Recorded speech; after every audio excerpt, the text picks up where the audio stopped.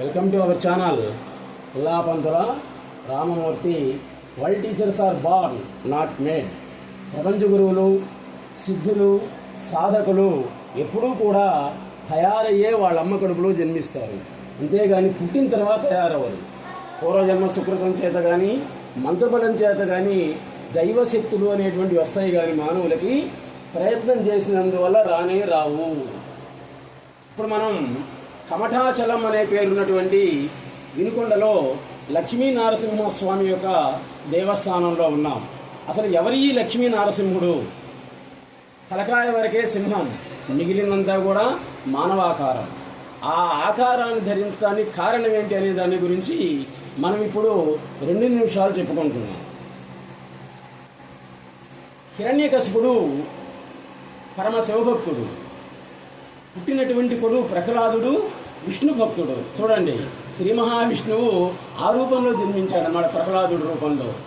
నేనే దేవుణ్ణి అన్నాడు హిరణ్యకశిపుడు, నేను కూడా దేవుణ్ణి అన్నాడు ప్రహ్లాదుడు.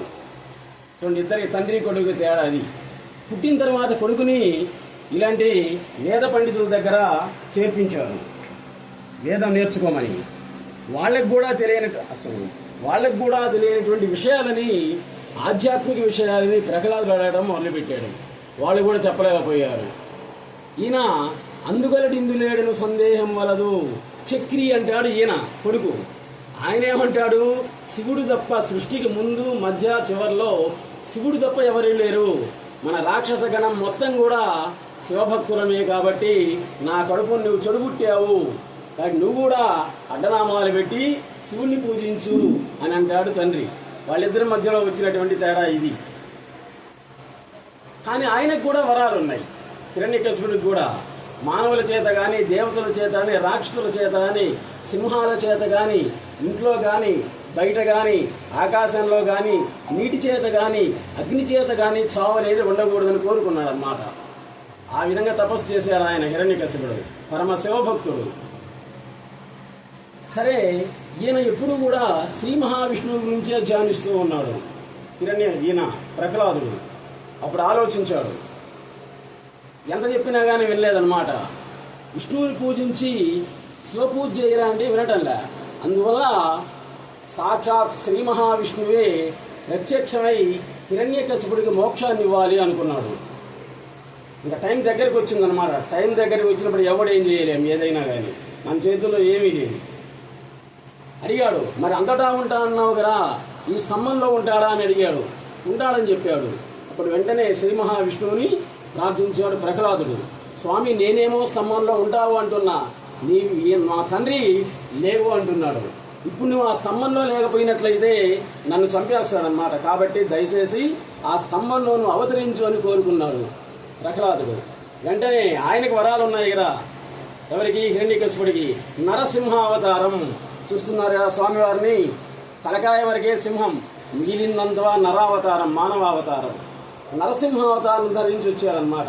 ఆ స్తంభాన్ని చీలిస్తే మధ్యలో నుంచి వచ్చింది సింహం. సింహం అనుకుందామా అంటే కాదు, కొన్ని నరుడు అనుకుందామా అంటే కాదు, నరసింహావతారాన్ని ధరించి.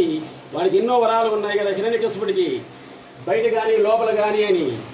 అందుకని వాకిలి మధ్యలోకి.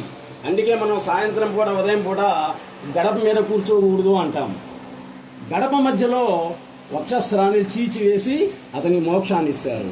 ఆ సమయంలో ఉగ్రమైనటువంటి, భయంకరమైనటువంటి ఈ నరసింహావతారాన్ని చూసి దేవతలు, మహర్షులు అందరూ కూడా భయపడి ఆయన్ని శాంతించుకుని ప్రార్థించారు.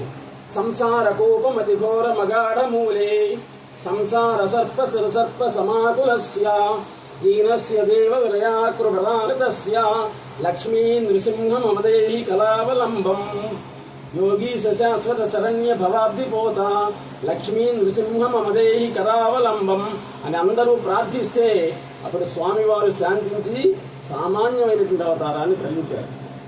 ఇది ఎప్పుడు జరిగింది? ఇదంతా కూడా సత్యయుగంలో జరిగినటువంటి చరిత్ర. ఈ వినుకొండకు కూడా వినుకొండ కాదు అసలు పేరు, కమఠాచలం. కమఠముని అనేటువంటి అతను తపస్సు చేసి శ్రీరామచంద్రుణ్ణి కోరాడు, నా వీపు మీద నీవే నిలబడవయ్యా అని. అప్పుడు శ్రీరామచంద్రుడే రావణాసురుణ్ణి చంపినందువల్ల మహాతల్లి కౌసల్యాదేవి యొక్క ఆజ్ఞానుసారంగా 1101 శివలింగాన్ని ప్రతిష్ఠించరా అని చెప్పింది. అందువల్ల శ్రీరామచంద్రుడు అన్ని ప్రదేశాల్లో కూడా శివలింగాలను ప్రతిష్ఠ చేస్తూ ఈ వినుకొండ ప్రాంతంలో కూడా ఆయనే శివలింగాన్ని ప్రతిష్ఠ చేశాడు.